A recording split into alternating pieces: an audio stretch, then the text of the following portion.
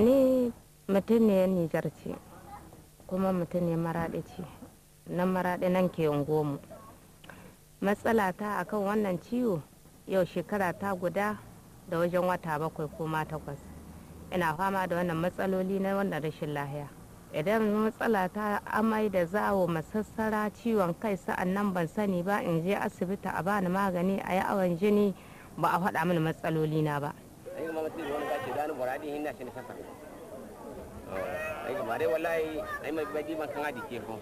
Aji wani ciwo da aka kama suna fara da jinin mutum, to ne ban san da yana shi ne, ban san da ba har ne. In ya kama mutum ne za a kai shi ma mutuwa. To wajen harkar rapport sexual kenan misali ko mu da ke cewa wasu kuma na cewa ana ɗauka shi wajen yanka aka yi wa misali ko wurin aski hakan ga abin ne bakin gwagwara mai sanar shi ne. Des fois les gens disent quand vous la rencontrez avec une femme, ça peut prendre le sida, mais ou bien avec celui qui fait les porteurs là. Si tu as les blossures, si tu es un petit, toi ici tu as blossé, tu peux prendre le sida. Et le sida est une maladie qui tue. Il y a d'autres qui croient que le sida n'existe plus. Mais en fait, en vérité, le sida existe chez nous.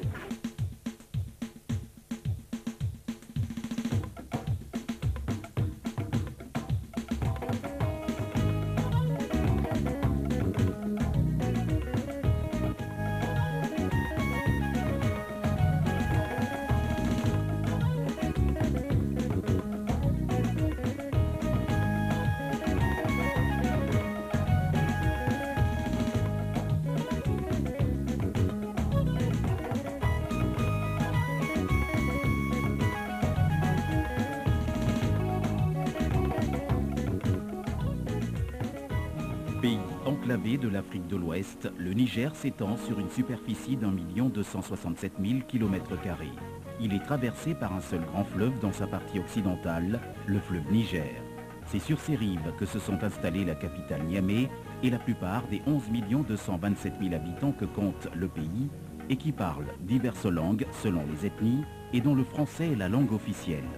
Fléau mondial, le sida sévit également au Niger comme partout dans le monde en raison principalement du caractère exodant du peuple et de la pauvreté. En effet, communiquant avec plusieurs pays frontaliers par la route du fait de sa situation géographique, le Niger est de plus en plus touché par le sida. La dernière enquête de 2002 donne une moyenne très basse de la prévalence du VIH-Sida qui est de 0,87%. J'ai vu beaucoup de malades qui sont venus et qui ont amené ça de l'extérieur, ou peut-être même ils sont là, mais j'ai vu des malades à l'hôpital qui sont atteints de sida et qui sont morts. La plupart des gens qui sont détectés, qui sont cités là, ils sont venus de la côte. Dans la plupart des pays où ils vont, nous savons que c'est des pays à forte prévalence de VIH-Sida. Le célibat aidant, les gens naturellement, ils sont appelés à adopter des comportements à risque. Et ces comportements-là sont très favorables à la propagation des VIH-Sida qu'ils attrapent au cours de leur séjour dans ces différents pays. Ils reviennent, pas de protection, pas de dépistage préalable, donc on se donne à n'importe quel type d'activité sexuelle. Et vous avez un autre phénomène également qu'il ne faudrait pas oublier. Ce sont les populations de la zone ouest qui quittent pour aller en Europe en traversant le Niger et qui font des arrêts pendant surtout le parcours. Ils font des arrêts à l'intérieur du Niger, ils font des arrêts dans la région d'Agadez, ils font des arrêts sur la frontière là-bas, de l'autre côté dans la zone de d'Irkou-Bilma, avant de traverser la frontière et regagner l'Europe par des voies détournées avec des passeurs. Donc ces différentes populations du Niger est devenue une sorte de zone de passage pour ces différentes populations qui viennent de la côte. Cependant, certains groupes constituent des groupes à risque car ayant un taux très élevé d'infection, entre 42 et 64,2% chez les professionnels du sexe par exemple, ce qui constitue un danger imminent pour toute la population qui fréquente peu ou pas ces groupes danger procédant du refus du Nigérien de se protéger lors de l'acte sexuel. Au vu des déterminants et des facteurs de risque, et au vu de ce que nous constatons en pratique clinique courante, et tout laisse à croire que ce chiffre est sous-estimé. En tout cas, la réalité est au-delà de ce chiffre. La présence du sida dans le pays est une réalité. Nous avons, à la dernière enquête nationale de zéro prévalence qui date de 2002, une séroprévalence nationale de 0,87%.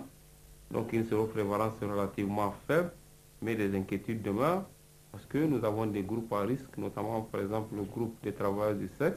Donc ce groupe constitue pour nous le noyau de diffusion. Mais au-delà de ce groupe, nous avons le groupe des militaires où nous avons une séroprévalence de 3,8%. Et nous avons les enseignants avec une séroprévalence de 1,4%, les routiers avec une séroprévalence de 1,7%, les détenus avec une séroprévalence de 2,8%. On voit quand même que même si la séroprévalence est relativement faible, il y a des groupes où des inquiétudes demeurent et la diffusion peut se faire à partir de ces groupes, notamment le principal groupe qui est celui des prostituées et leurs clients. Le sida est une réalité au Niger où de nombreuses familles sont aujourd'hui affectées par ce fléau. République laïque où la pratique de toutes les religions est libre, il n'en demeure pas moins que la quasi-totalité de la population, plus de 95%, est de confession musulmane. Un état de fait qui crée beaucoup de barrières culturelles, dont tout ce qui est relatif à la sexualité et par conséquent au sida. Sans jeter la pierre à la polygamie, qu'on le veuille ou non, c'est un problème. Parce que derrière un homme infecté, vous aurez 2 ou 3 femmes qui peuvent être infectées. Je suis tout à fait d'accord que dans un couple polygame, si tout le monde est fidèle, si tout le monde reste tranquille, comme on dit entre guillemets, il peut ne pas avoir de problème. Je suis tout à fait d'accord. Mais souvent, c'est quelqu'un qui vient avec l'infection. Et là, même si cette personne vient s'ajouter et qu'on reste fidèle entre nous, le problème n'est pas réglé. La pauvreté amène vers la prostitution, par exemple. Se prostituer, c'est contacter le virus du sida. Quand tu es contaminé par le virus du sida, tu tombes malade. Quand tu tombes malade, tu t'appauvris davantage et ainsi de suite. Donc c'est pour montrer le cercle vicieux du virus du sida.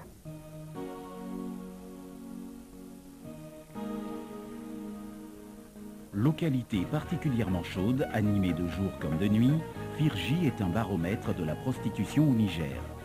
Petite bourgade située à moins d'1 kilomètre de la frontière avec le Nigeria, Firji abrite plusieurs nationalités.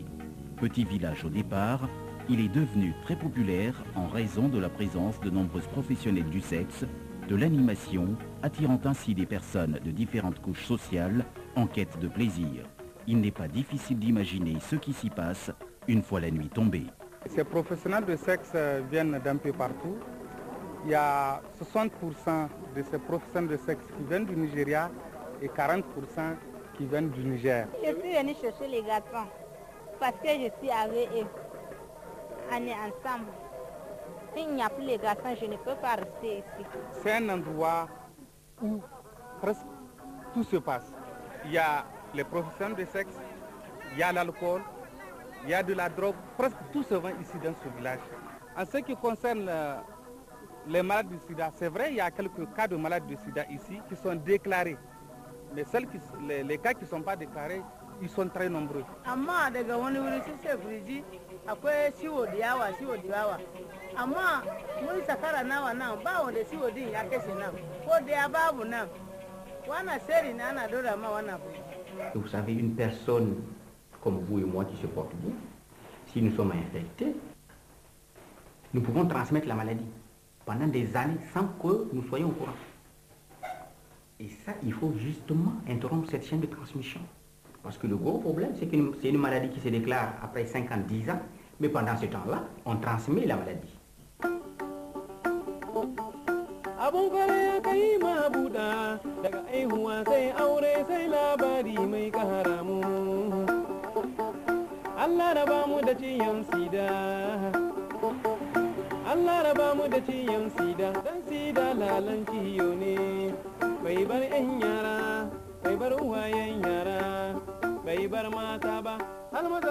La prostitution n'est pas seulement le fait des petites bourgades.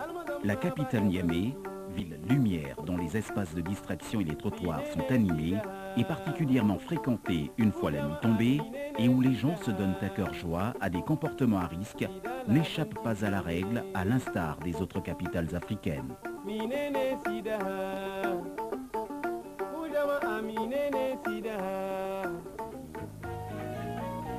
La marginalisation et le rejet du sujet malade accélèrent sa mort, tue plus vite que le virus. Quand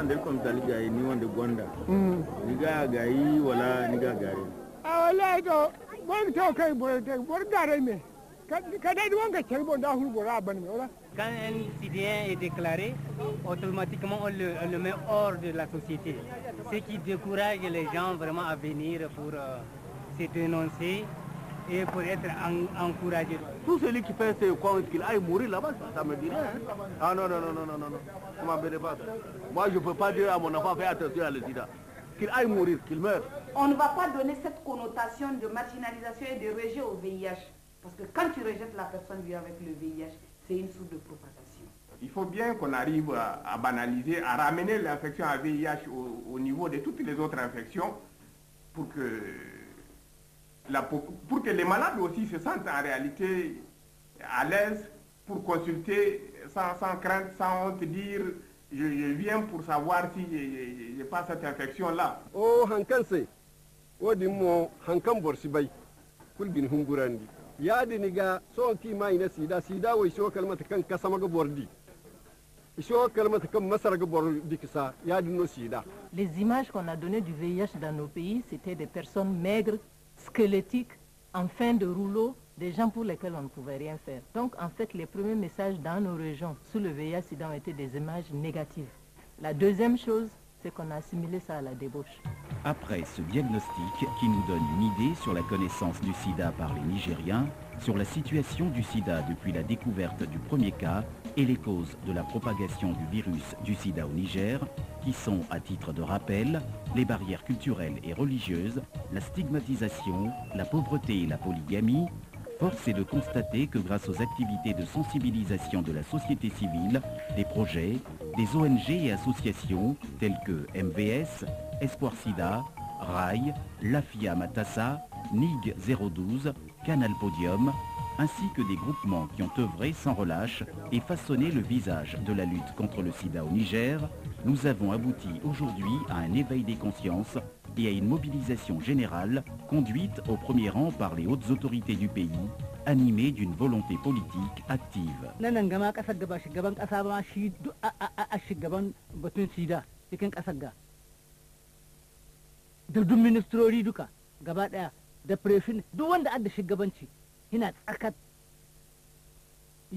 Sensibilisation na mutane su kiyaye da kansu su adini kansu don sida ta rage kuma mun kuma ma yanzu ma sai mu ce alhamdulillah tun da yanzu irin duk mun ka zo mun kai magana ana sauraron mu sai mu ce alhamdulillah don amma tun da bisa ga shugaban kasa premier minister ministrori na nan ga ya zaka ga gwamnonin jiha ya zaka ga ferifin ne ya zaka ga merori ya zaka ma mu gare mu masarakuna duk kowa ya tashi tsaye na alahi muna kokowa da sida don Allah ya sa ta rage mana ko kuma Allah ya ɗauke mana ita amma ana sutenir kinsu don da rayuwarsu ta ɓaci na in rayuwa ta ɓaci kuma abin ya ƙara lalace ciwo ma sai ya ƙara zakan mai har shi zahin mutuwa. Maintenant c'est fini, on ne peut plus cacher aux gens, ce n'est plus une maladie qu'on peut cacher, une maladie honteuse. On doit parler à tout le monde et un langage vraiment clair que tout le monde peut comprendre. Mobilisation qui n'a eu de sens que lorsque les personnes vivant avec le VIH se sont elles-mêmes impliquées. C'est à partir du moment où les personnes infectées elles-mêmes ont accepté de se reconnaître comme personnes humaines pouvant vivre comme n'importe qui qu'on a pu changer la situation. Évidemment, ça a été très long comme processus. D'abord, il fallait que ces personnes même se connaissent entre elles, qu'elles puissent se rencontrer, qu'elles puissent partager leur vécu et qu'ensemble, si quelqu'un a un problème, D'autres peuvent toujours lui donner des conseils. Ah, moi j'ai été confronté à telle situation, voilà comment j'ai réglé ça. Ça même avant qu'on arrive au traitement. C'était le soutien psychologique. Et ce soutien psychologique, c'est là où nous avons mis l'accent. Et je pense que c'est ça qui nous a beaucoup aidé à changer déjà l'approche que les gens avaient par rapport aux personnes infectées. Qu'aujourd'hui, les Nigériens peuvent témoigner qu'ils sont séropositifs. Donc ça c'est très important. Quand on voit des femmes, quand on voit des hommes, quand on voit des intellectuels qui disent qu'ils vivent avec le VIH-Sida, quand on prend en compte le tabou que représente cette maladie, effectivement, c'est un pas très important qui a été réalisé. Les Nigériens étant à majorité musulmans, l'apport des autorités religieuses s'avère incontournable. Ces autorités ayant pris conscience de la menace du fléau du sida sur la communauté et les familles, prennent désormais fortement part aux activités de sensibilisation à travers leurs prêches, leurs conseils, qui contribuent à améliorer le soutien à apporter aux malades. Le sida est et reste une maladie comme toutes les autres qui demande une prise en charge. Aussi, les personnes malades peuvent vivre parmi les autres pourvu qu'on les entoure d'un minimum de précautions et d'affection. J'ai le soutien de ma famille, de mes femmes, de mes amis, donc ce qui m'a beaucoup permis quand même de garder le moral. Bon, compte tenu qu'on sait que dans la prise en charge, le moral est très important. Bon, on sait que bon, certes, le soutien familial est vraiment très capital aussi dans la prise en charge. Surtout, bon, on sait que les séropositifs ont une tendance à se faire eux-mêmes stigmatiser et discriminer. Bon, et quand même, avec tout ce qui a été fait comme travail, sensibilisation et témoignage des personnes avec le VIH-Sida, on a quand même une tendance à voir qu'il y a quand même un changement qui est là. Les gens quand même arrivent à accepter les séropositifs tels qu'ils sont. À partir du moment où on est porteur du VIH-Sida, il ne sert à rien de se cacher. Plus on se cache, plus on dramatise sa situation. Il faut se confier aux autres et il faut se confier également aux services de santé. Et il faut entrer maintenant dans la lutte par les biais des associations des personnes vivant avec le VIH-Sida, par compensation psychologique quelque part, ou par devoir moral, ou par devoir simplement envers les autres, pour les aider à prévenir cette maladie qu'on n'a pas su prévenir. Une maladie là vraiment, elle ne peut pas faire décourager un autre à un autre. Donc le conseil que j'ai à donner aux gens vraiment, c'est de vraiment toujours soulager un malade, quelle que soit la maladie. Avec le soutien moral là, vraiment, même si le gars est gravement malade, vraiment ça peut aller. L'acceptation du malade, le soutien familial restent des facteurs importants qui contribuent à l'intégration du malade du sida, de sorte que le dépistage volontaire devienne un réflexe systématique. Le dépistage permet de connaître son statut sérologique assez tôt, car savoir, c'est prendre de l'avance sur l'avenir et éviter de tomber malade.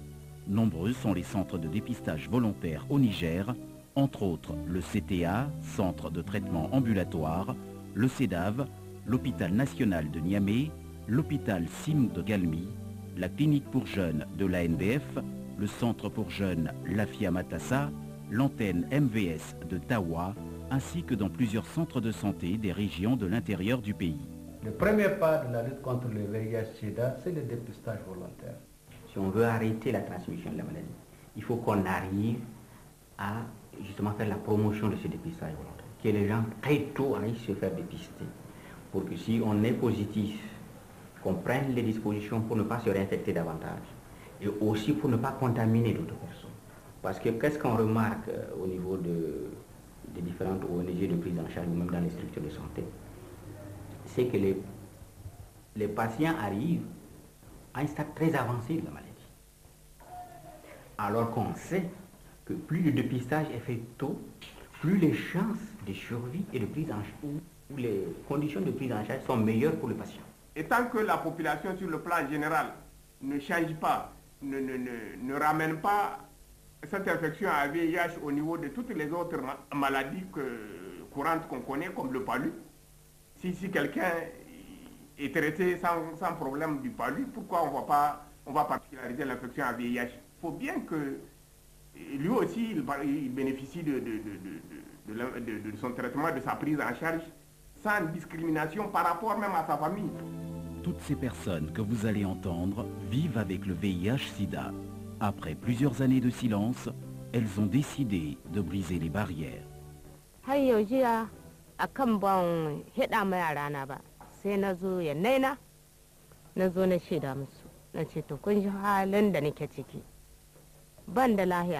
Amma ku ne uwata ku ne ubana wannan abu sai na hada musu sai na kuka ni kuka na ce su bar kuka wannan abu hukunci ne daga Allah in Allah ubangiji ya sa da raba in kare shan ruwa gaba zan sha in kuma inda Allah da ni na sa hannu biyu na an shi hukuncin Allah. Ina cikin mutanen nan masu ɗauke da ƙwayoyin cutar sida kamar yadda mutane suke ta faɗi ciwon sida ana ta cewa da mutum ya kamu da shi sai mutuwa ba haka nan ba ne. Ayo su kana dai kan ai bai kan hankan gwaiga ai kyoro sai no ai sintin ci hankan gwaiga hinkanta ai izo ai bai da ize kan nai sovi ai maladiyora inga sitti bare kan sai aiki après aiki dai fami kul sai hankan gobe saba hankan su tugiya war sa tugu dai bare gobe kan ina encourager bor foyen mo ina sa kai no son kai no viwo ban so bai dai ko gorga hanga ni biyo mo se abandai no za kai so ina sidanu godinga ifo no cindi abandai no ai ko mai cindi sa dunya ra kan nim jingar gubatu no biyo wat kaka. Si c'est le VIH-Sida là, dis-moi que c'est le sida. Parce que je ne peux pas comprendre qu'on ne peut pas me dire mon résultat, même si c'est le sida. Mais on peut le traiter. Pour moi, on peut le traiter. À l'époque, avec ce que j'ai comme argent là, pour moi, je peux le traiter. À ce moment-là, il a pris son sac, il y avait ces résultats-là. Donc on a écrit sérologie. Donc on a dit conclusion, sérologie positive pour le VIH1 et 2 ou le VIH2. Donc conformément à la législation, les résultats sont communiqués uniquement aux médecins traitants. Donc j'ai fait pression pour l'avoir. Parce que j'ai dit je ne vais pas reprendre ces examens-là encore. Lorsque mon premier mari est décédé, on avait 3 enfants. Lorsqu'il était décédé, il était malade, je ne sais pas s'il est séropositif ou bien négatif, puisqu'il ne m'a pas prouvé ça. Il ne m'avait pas dit. C'est après sa mort que j'ai appris que dans la bouche de ses camarades qu'il était séropositif. Mais je n'étais pas tombée malade en ce temps-là. Je n'ai pas cru qu'il y a cette maladie en lui. C'est après que des boutons apparaissent sur tout mon corps. Donc il m'a fait partir chez un médecin, on m'a surveillé, on m'a fait des traitements à la trypano. C'est pas bien. En tout cas, toujours je suis malade. Toujours les boutons là, ça ne disparaîtra pas. C'est pour cela qu'il m'a poussé à aller faire le dépistage là. C'est à partir de là que j'ai su que je suis séropositive. Là, je suis bien portante. Là, je ne sais même pas ce qui veut dire sida. Ça, c'était en 87. Et celle-là, c'était en 2000. La maladie, c'est en fin 2002-2003 que j'ai su que j'ai la maladie. Mais ça ne m'a pas fait abaisser. Je fais tout. Ça ne m'empêche pas de faire ce que je veux. Je crois que Dieu m'a tout donné, même étant séropositif. Je suis arrivé quand même à me marier avec un séro négatif et avoir un enfant.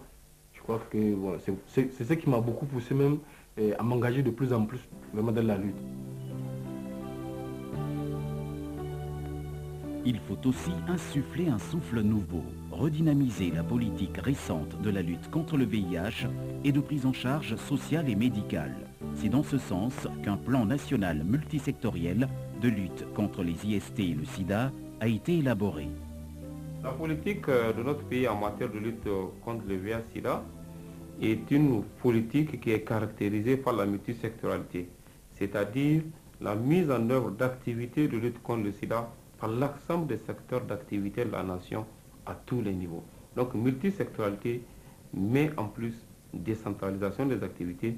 Les activités doivent être menées sur l'ensemble du territoire national. À l'heure actuelle, plus de 650 malades sont suivis régulièrement, dont environ 210 sous ARV. Plus de 2000 dépistages ont été enregistrés en 2004.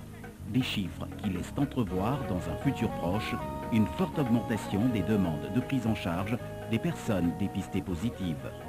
Nous avons bien vu une croissance des gens qui viennent à l'hôpital pour être dépistés. Et je crois que les raisons sont d'abord, maintenant il y a de l'espoir.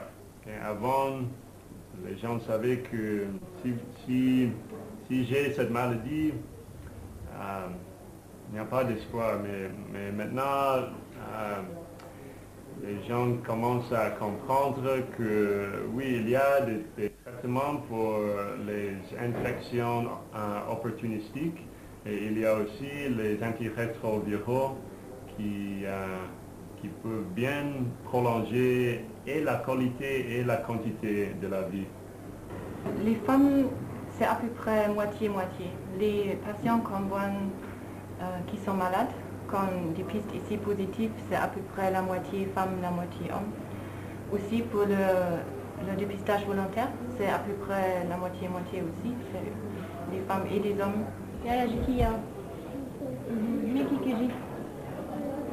Oui, il y en a chez vous.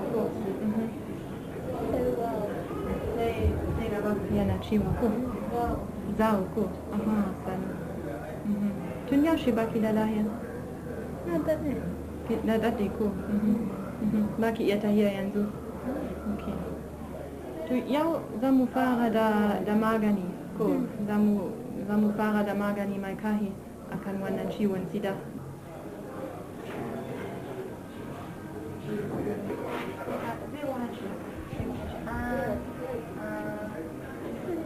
Akwai ciwo ko na sani?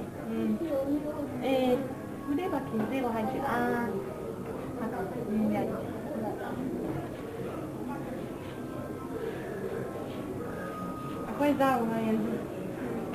Ce malade, on l'a dépisté il y a à peu près 2 semaines. Alors, il s'est présenté à l'hôpital avec diarrhée chronique, avec perte de poids. Et on lui a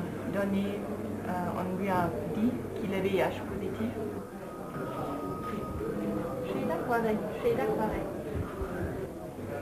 On est encore en train de le préparer, de l'expliquer bien sur les antirétroviraux, de faire des examens de laboratoire de base pour pouvoir commencer les antirétroviraux. Et pour les femmes enceintes, on n'a pas de très bons chiffres.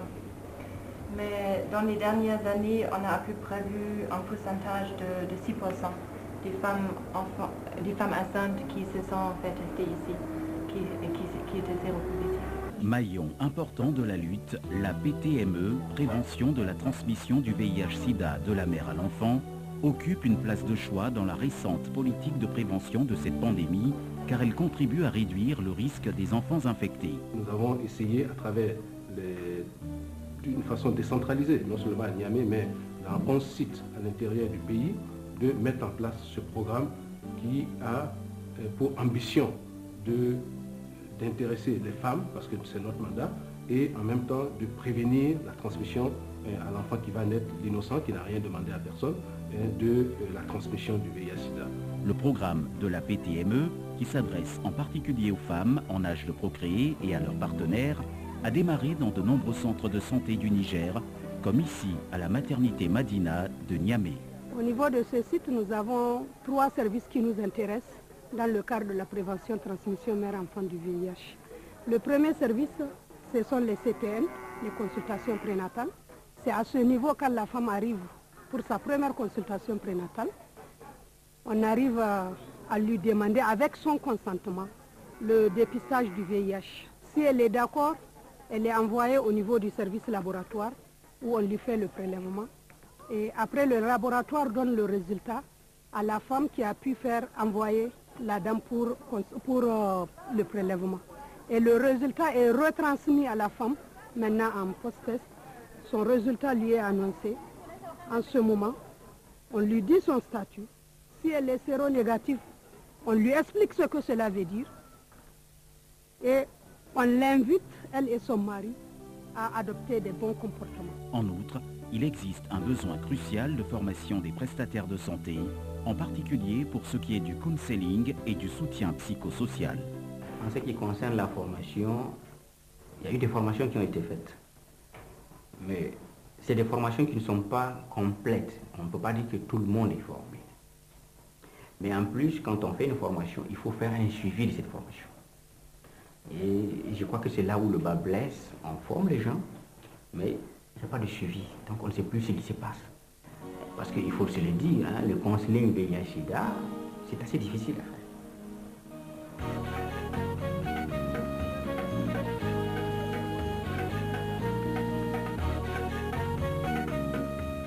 Infectiologue de formation, Dr Idé Moussa est le directeur du centre de traitement ambulatoire de Niamey. La mission principale de ce centre-là, c'est d'assurer la prise en charge globale des malades vivant avec le VIH/SIDA. En dehors de la prise en charge correcte des infections opportunistes, il faut restaurer l'immunité, donc assurer vraiment une bonne défense de l'organisme en prescrivant les médicaments appelés antirétroviraux. Le centre de traitement ambulatoire a été le centre précurseur par rapport à l'accès à ces médicaments, mais actuellement, Dieu merci, l'initiative nigérienne d'accès aux antirétroviraux a démarré. Si l'accès au traitement reste gratuit, il est toutefois difficile pour la population d'y accéder. Les pesanteurs sociales y sont encore pour beaucoup. Beaucoup de patients, ils viennent de loin. Alors même si on donne ici tout le traitement gratuit, les examens sont gratuits, les médicaments sont gratuits, même il y a des gens qui n'ont pas assez d'argent pour payer le transport pour venir ici. Et ça nous fait mal, n'est-ce pas? Parce qu'on offre déjà gratuitement, mais quand même il y a des gens qu'on ne va pas pu prendre en charge parce qu'ils viennent de loin et ils ne peuvent pas payer. Aujourd'hui, la réalité, c'est que nous avons 5 centres prescripteurs qui sont opérationnels au niveau de Niamey. Et c'est le centre de traitement ambulatoire, et c'est l'hôpital national de Niamey, c'est l'hôpital La Mort de Niamey, c'est la maternité Isaka Gazobi de Niamey, et c'est l'hôpital militaire de Niamey. Et nous avons ce que j'appelle les centres affiliés, c'est-à-dire c'est des centres qui n'ont pas l'ensemble du dispositif, mais qui sont liés à des centres prescripteurs de manière à ce que les malades puissent être référés. Dans ce sens, par exemple, des médecins ont été formés au niveau de l'ensemble des hôpitaux des régions, de manière à ce qu'ils puissent bien référer les malades au niveau des centres prescripteurs, en attendant que dans le cas de la décentralisation des activités, que les centres prescripteurs puissent ouvrir au niveau de ces régions. Donc, nous sommes dans la stratégie de santé en train d'ouvrir les centres en fonction des besoins qui se posent et maintenant trouver des systèmes de référence. Ce n'est pas un hasard si l'hôpital de Galmi aujourd'hui est devenu un centre prescripteur avant les autres régions. Galmi est une région où nous avons remarqué qu'ils ont 30 personnes infectées par mois. Et vous savez, 30 personnes par mois, c'est beaucoup. Il faut pouvoir intervenir rapidement, d'où l'urgence de l'ouverture du centre de Galmi. Et les autres centres, bien sûr, parce qu'il y a des malades, au lieu de leur demander de venir jusqu'à Niamey, il faut pouvoir décentraliser, ce qui explique l'urgence de l'ouverture des centres de Zender pour couvrir les régions de Difa et Zender, puisque maintenant le Maradi va être couvert par Galmi, et l'urgence d'ouvrir le centre de Tawa pour couvrir Agadez et Tawa, même si actuellement nous sommes très avancés avec un de nos partenaires pour ouvrir le centre d'Agadez.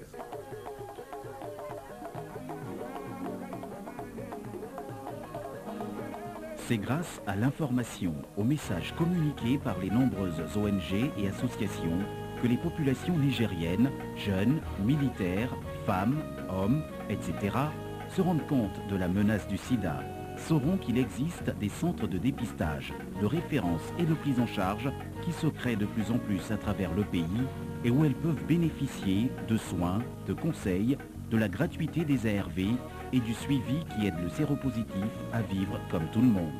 Tous ces acquis nouvellement obtenus sont le fruit de la sensibilisation menée sur le terrain par les ONG et les associations engagées dans la lutte contre le sida, notamment Mieux vivre avec le sida, l'AFIA Matassa, FMVE, le Réseau Rail, Espoir Niger et des dizaines d'autres, ainsi que des groupements de villages, de quartiers. Il faut surtout s'intéresser à la jeunesse. Les jeunes, les adolescents sont aussi, je dirais, un groupe les plus vulnérables parce que c'est eux qui sont les plus sexuellement actifs. Cela, à travers, disons donc, et en partenariat avec d'autres agents du système des Nations Unies, comme le UNFPA, par exemple, avec des ONG nationales et internationales, nous avons une contribution et un partenariat qui consiste surtout à faire de la sensibilisation, la mobilisation sociale et aussi la rédaction des messages et l'éducation par les pairs, les jeunes entre eux. Ils peuvent se parler franchement, ceux qui ont la bonne information essaient de sensibiliser les autres. Vous savez que le sida, ça attaque beaucoup de personnes. Ça attaque surtout nous les jeunes. Nous sommes les plus atteints, les plus en danger. Pourquoi? Parce que vous ne croyez pas au sida. Mais pourtant, il existe, il est là, le sida. Pour terminer, je vous dirais que, voilà, au cours de nos sensibilisations, nous avons eu des cas, 3 séropositifs. Et au cours des enquêtes, il y a eu 18 fimères entre Zarmagandey et Gaoui. Donc attention, s'il vous plaît, utilisez le préservatif. À chaque fois, on leur précise bien qu'on est entre jeunes et qu'il ne faut pas avoir honte de nous. Que nous aussi, le sida nous concerne tous. Donc mieux vaut parler de ce que vous ne connaissez pas pour qu'on vous explique, pour mieux vous protéger. Il y a beaucoup de jeunes, quand leurs parents savent qu'on va leur parler de sida, de préservatif, ils commencent à spéculer, ils se disent non, on veut pervertir leurs enfants. Alors que ce n'est pas le cas. Nous, on veut qu'ils se protègent parce qu'on est tous concernés. En effet, UNFPA est parmi les agences des Nations Unies qui jouent un grand rôle dans la santé de la reproduction, la prévention et la lutte contre le sida. Aussi intervient-elle dans la sensibilisation des associations et des ONG dans plusieurs régions du pays. Nous n'oublierons pas des institutions et ONG comme CARE, Initiative Jeunes, EduSida GTZ, Songe, URNLS, SIDA 3, pour leur contribution dans la lutte contre le sida au Niger. Nous avions fait beaucoup de sensibilisation, n'est-ce pas? Dans beaucoup de quartiers, on a formé déjà un théâtre forum, on était sur le terrain. Effectivement, on a compris que les jeunes connaissent les modes de transmission, les modes de prévention, mais quelque part, il y a une certaine négligence dans le suivi même de tout ça là. Tu as tous ces bagages, mais tu l'appliques pas. Ben, en fait, quand même, aujourd'hui, Dieu merci, les jeunes commencent à comprendre, ils utilisent le préservatif. C'est une bonne chose. La stigmatisation également est un peu réduite. Et je crois qu'avec le temps, ça va finir. Et aujourd'hui, également au Niger, on trouve des séropositifs qui témoignent. Ça, c'est une bonne chose. Avant, ça ne se faisait pas. La sensibilisation touche un large public jusqu'aux confins du Niger, comme ici, à Koma-Bangou. Site aurifère situé à quelques encablures de Niamey, Koma-Bangou est un village prestigieux à cause de l'activité qui s'y déroule. En effet, les populations des pays voisins y viennent dans l'espoir de faire fortune. Et lorsqu'on lit un tel message, on s'imagine la vie sur ce site. Heureusement, la sensibilisation est présente pour leur rappeler les dangers qu'elle court. Beaucoup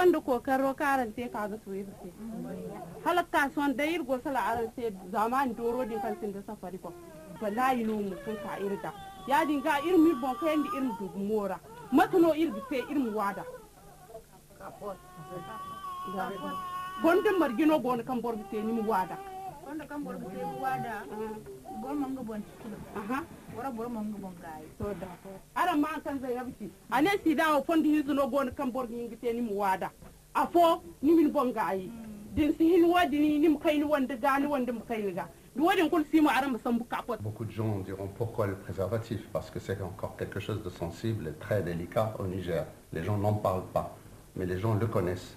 Pourquoi le préservatif? Parce que malheureusement, à l'heure actuelle, avec les dégâts que fait le sida partout, de plus en plus, nous n'avons pas d'autres moyens efficaces que le préservatif. Il y a bien sûr l'abstinence pour ceux qui sont capables de cela. Il y a la fidélité pour ceux qui sont aptes. Mais pour beaucoup d'autres, il y a un seul moyen pour se protéger, c'est le préservatif. C'est pour ça que nous essayons de les diffuser au maximum.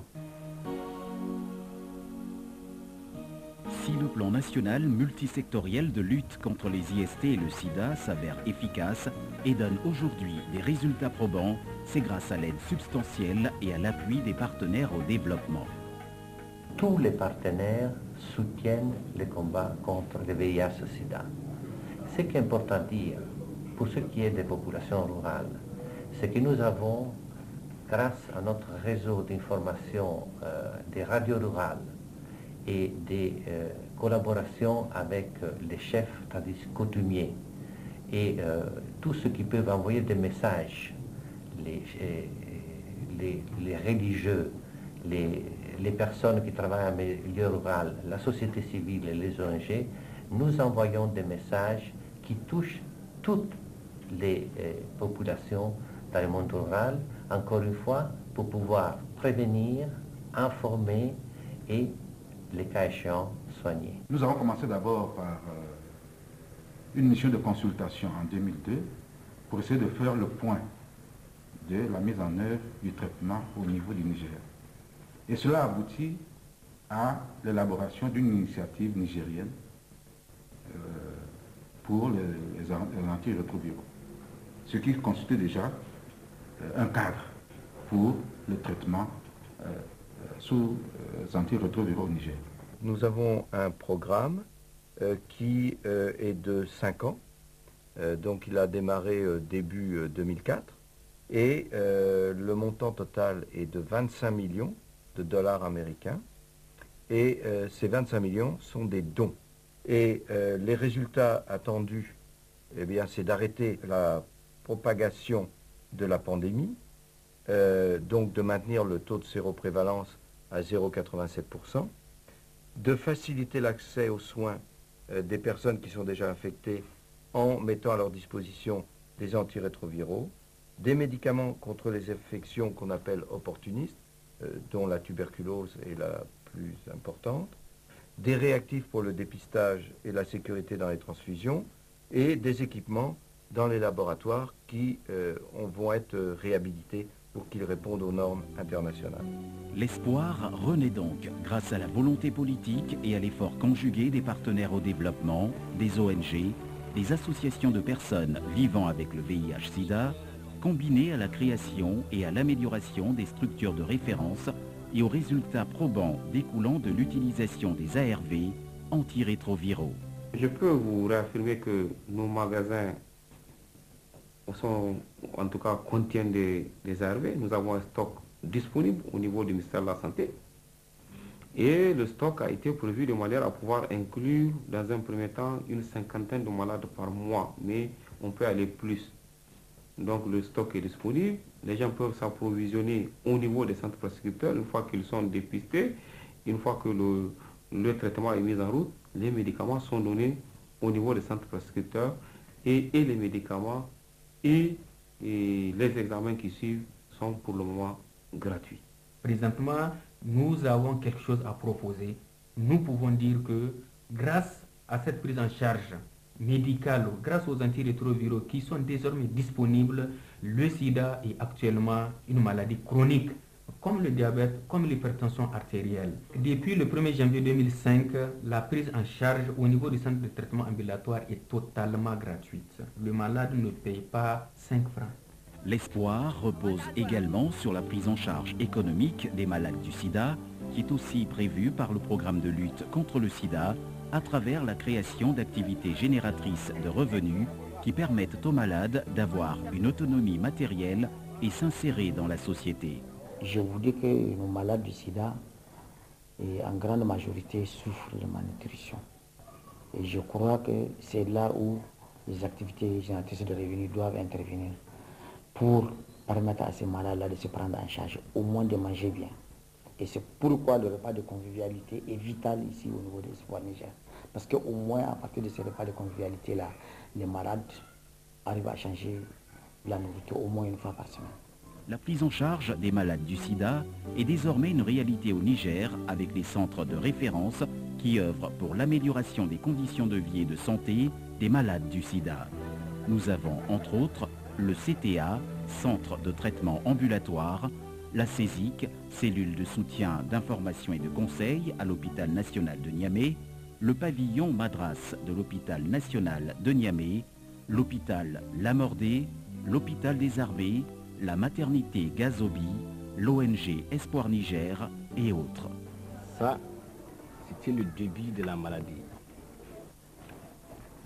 Ça, c'est lorsque la maladie s'est aggravée. Vous me voyez avec ma famille, ma femme, ma fille, et ma petite sœur et son enfant. Lorsque la maladie s'est aggravée, ainsi, ma famille est déjà au courant. Ça, c'est quelques mois après le test. Lorsque j'ai commencé à prendre les antirétroviraux, vous allez voir qu'il y a eu un petit changement ici. C'était la vieille, ma maman et ma femme qui est toujours à côté de moi. Maintenant, l'évolution, voilà une photo que j'ai prise maintenant, tout récemment ici au Palais du Congrès, lors d'une conférence sous-régionale. C'est ça l'efficacité du traitement. Ceux qui m'écoutent, il ne faut pas que parce que tu as le VIH, tu vas te décourager, tu vas te dire que c'est la fin de la vie, or que c'est pas ça. Le sida, c'est une maladie comme toutes les maladies. Tu peux être tombé sur palier et tu seras immédiatement morte. Or que le sida, c'est pas ça. La maladie n'est pas la fin de la vie. Baka san ka hutu. Amma yanzu tunda akwai inda zaka je a baka magani. A taimaka maka da kowace matsala in kana da ita. Kenan ya kamata dan Allah dan annabi bai kamata ba a ɓoye ka zamna abu yana cinka ƙarshen ta ba ma cutar da gare ka ba ita za ta kashe ka ba. Maintenant là, alhamdulillah, Dieu merci. La prise en charge est là, mais l'ignorance existe. Donc il faudrait que le Nigérien comprenne que maintenant il n'est plus question d'aller se laisser mourir pour un rien du tout. C'est une maladie comme toute autre maladie qui est traitée au Niger actuellement. Parce que le Niger a accepté la maladie. Si le Niger n'avait pas accepté la maladie, s'il n'y a pas une volonté politique, il n'y aura pas vraiment ce centre ambulatoire qui est au plein centre de Niamey. Et même si la personne ne veut pas se rendre dans ce centre-là, il y a d'autres centres qui sont l'hôpital national, qui sont l'hôpital Lamordé, qui sont l'infirmerie des garnisons, au CEDAV, au Espoir, dans n'importe quelle clinique, même si dans les autres, c'est gratuit. À l'intérieur du pays, ça s'est fait. Par exemple, à Galmi, actuellement, là, c'est un peu partout. Et c'est gratuit. Si c'est l'État qui te fait ça, là, c'est gratuit. Et il y a une prise en charge. Donc, il n'est pas, je ne vois vraiment pas nécessité maintenant que la personne se laisse mourir pour une maladie qu'on peut traiter. L'espoir est permis, puisque aujourd'hui, la situation n'est pas celle que nous avons connue il y a quelques années. Nous ne parlons pas que de la prévention. On ne se met pas seulement à matraquer les gens pour leur dire le sida est là, est une réalité. Aujourd'hui, nous avons changé d'attitude. Non seulement nous avons assez de personnes formées et assez d'intervenants pour prendre les gens en petits groupes et leur parler des dangers et des risques du sida pour les amener à percevoir les risques qu'ils courent à travers leur comportement, donc les amener à changer de comportement. Nous amenons les gens à travers les différentes activités à connaître leur statut sérologique et à pouvoir donc se faire dépister. Et en cas de séropositivité, nous avons le traitement qui est là et nous avons espoir au niveau mondial qu'un jour ou l'autre, qu'un vaccin puisse être découvert. Mais l'espoir, c'est que le meilleur vaccin, il est là, il existe. C'est l'abstinence, c'est la fidélité, c'est le préservatif. C'est ça le meilleur vaccin et je pense qu'il est aussi disponible. Les challenges majeurs que doit affronter le Niger dans les semaines, les mois, les années à venir reposent sur la gestion optimale de ses ressources humaines, la décentralisation effective des moyens financiers et humains, la réalisation concrète sur le terrain des grandes propositions longuement discutées, l'amélioration de la formation de base, intégrant l'un des plus grands défis de la santé à relever au Niger, la baisse du taux de mortalité lié au VIH-Sida.